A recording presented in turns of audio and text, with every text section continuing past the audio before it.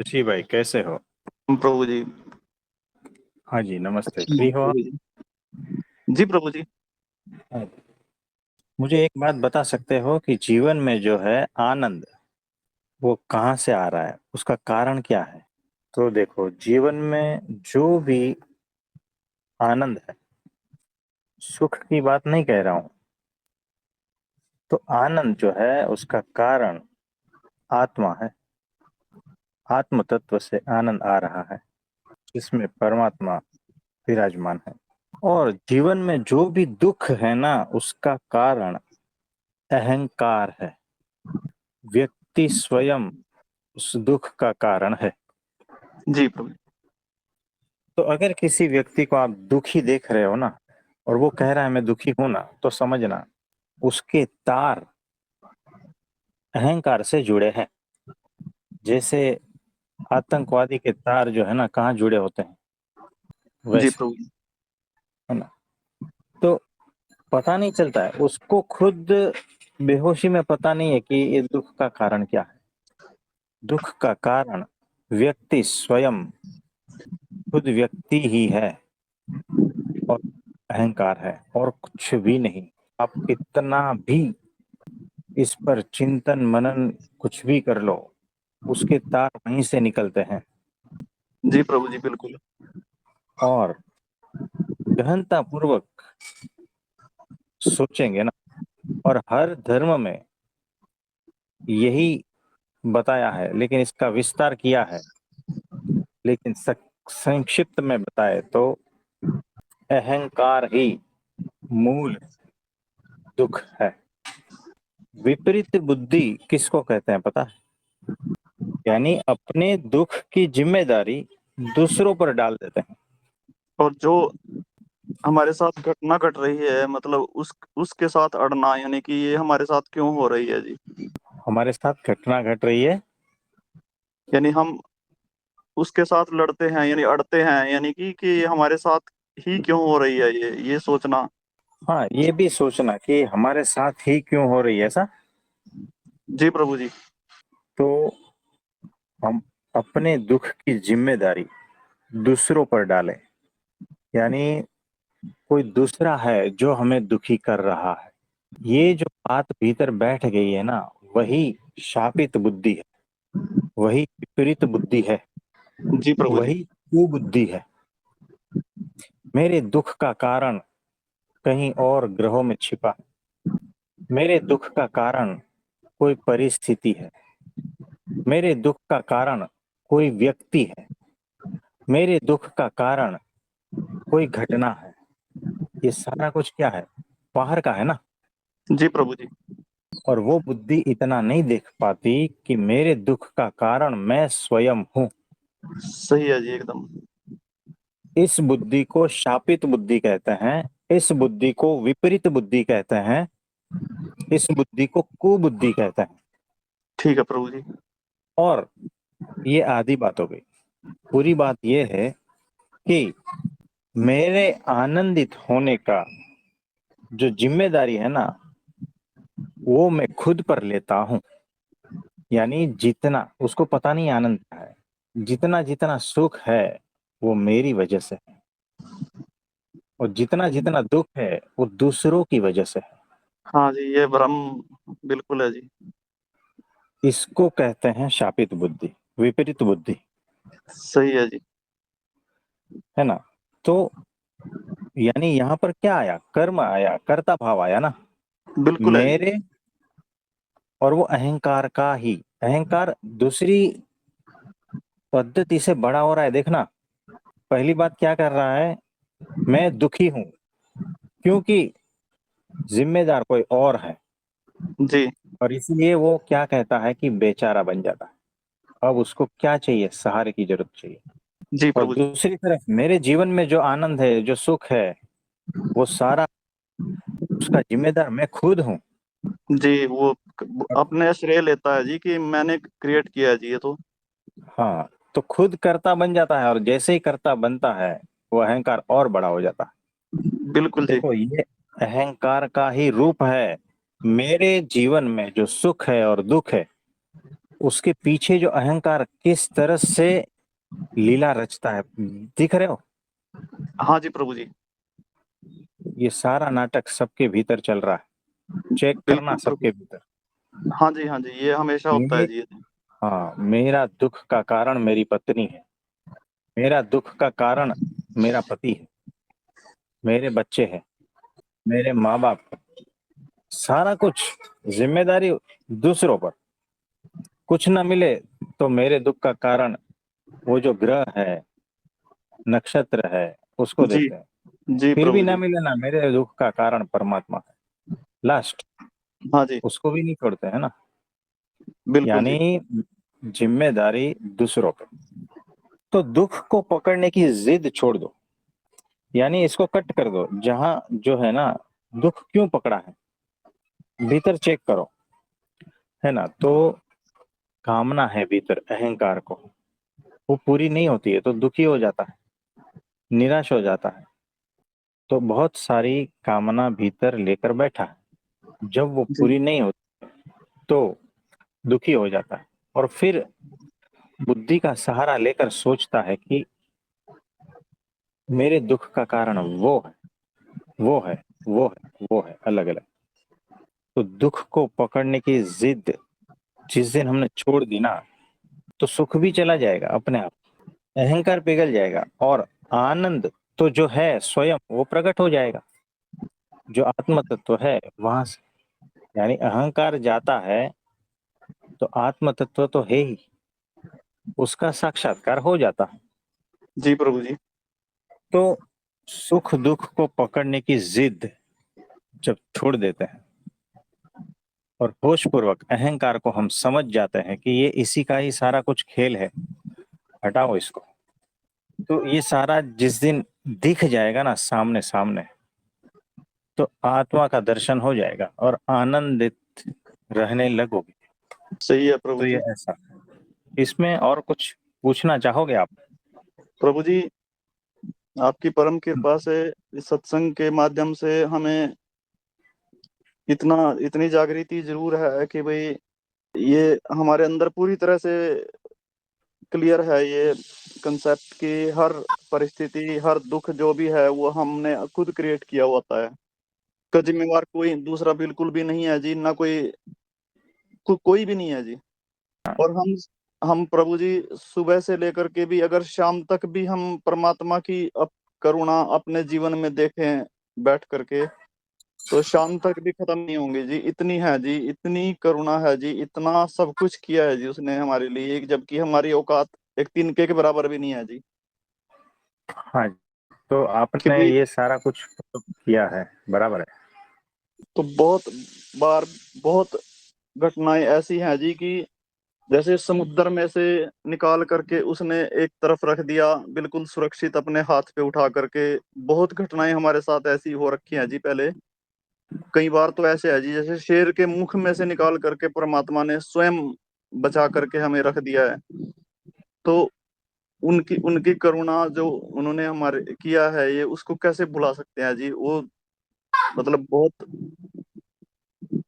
द्रवित हो हाँ जी, जाते हैं उस टाइम पे देख करके जी, उनको याद कर करके बार बार कि वो कितना करुणावान है जी। कि हम जैसों को जो निरंतर पाप करते रहे हैं, उन जैसों को भी हम उसने सहारा दिया है और अपने हाथों में उठाया है प्रभु जी। हम्म। तो बड़ी अद्भुत बात है, उनकी करुणा की, कृपा की कोई सीमा नहीं। लेकिन हमें यहाँ होश पूर्वक देखना है कि क्या मेरी जान बचाकर उसने कृपा की है। वो तो ठीक है, बहुत सारे प्रसंगों में हमें बचाया है ना। हाँ जी। लेकिन वो जो बचाया है ना, वो कृपा 10% है। सबसे बड़ी कृपा किस में से बचाया है, ऐसा पता है? दोषों से बचाया, जी प्रभु वासनाओं जी। से बचाया, ये असली रक्षा की है। जी, दोष, हाँ, दोषों से जब रक्षा होती है वही असली रक्षा समझना, परमात्मा ने रक्षा की, है ना। जान जी। बची वो तो ठीक है, वो 10% में समझना। जाननी कहीं जी, बड़ा मतलब घाटा, बहुत जगह ऐसे उसमें फंसे हुए, जैसे हमारे ही फैमिली डिस्प्यूट वगैरह में, जैसे हमारी जमीन जायदाद के डिस्प्यूट्स में, वो सब हाँ हमें पूरी तरह से घेर लिया और फंसा लिया, जैसे वो चक्करों में डाल देते हैं। हाँ हाँ हाँ। और हम बिल्कुल हाथ पे हाथ धरे बैठे हैं जी कि भाई वो अपने आप देखेगा जी। बराबर। और बस तो जस्ट फॉर्मेलिटी के तौर पे वकील तो करना होता है उसमें, लेकिन कैसे कैसे उसने करके अपने आप ही सारे जाल काट दिए, सब कुछ करके।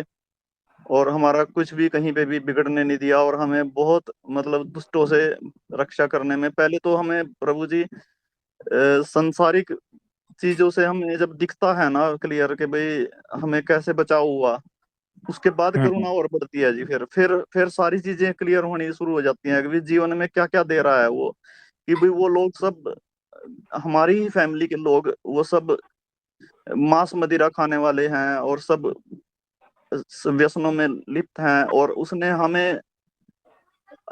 हमें एक किसी चीज को भी टच नहीं होने दिया जी, और हमें अलग से रखा, हमारे ऊपर इतनी कृपा की है जी, किसी ऐसे व्यसनों में नहीं फंसने दिया। हाँ जी।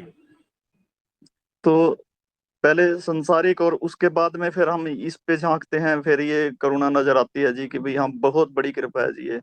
और अपने नाम का सिमरन करने के लिए समय दे रहा है, मौका दे रहा है प्रभु जी, और आपकी शरण में भेज दिया, आपके साथ जोड़ दिया। और ये कम कृपा है क्या जी? हो ही नहीं सकता जी ये, इतनी बड़ी कृपा है जी कि हम बता भी नहीं सकते जी। हम हाँ जी। हाँ जी। तो बड़ी अद्भुत कृपा है, लेकिन देखो, जो भौतिक चीजें हैं कि बहुत बड़ा लॉस होने वाला था और बच गए, है ना, ये शरीर जी की रक्षा, धन की रक्षा हुई, मान प्रतिष्ठा की रक्षा हुई, ये सारी जो रक्षा है ना, उसको सबको 10%। सबसे बड़ी रक्षा जो है ना, यानी आत्मा, यानी जीवात्मा, यानी मैं जो है परमात्मा के रास्ते चल रहा हूं, मैं कहीं इधर उधर भटका नहीं, ये सबसे बड़ी करुणा है उनकी। उसको हाँ जी कृपा प्रभु जी। समझना, जी है ना, वो 90% में आता है। जी आपका लाखों करोड़ों रुपया बच गया, लेकिन आप भगवान के रास्ते से भटक गए, तो समझना कि उनकी कृपा नहीं हुई।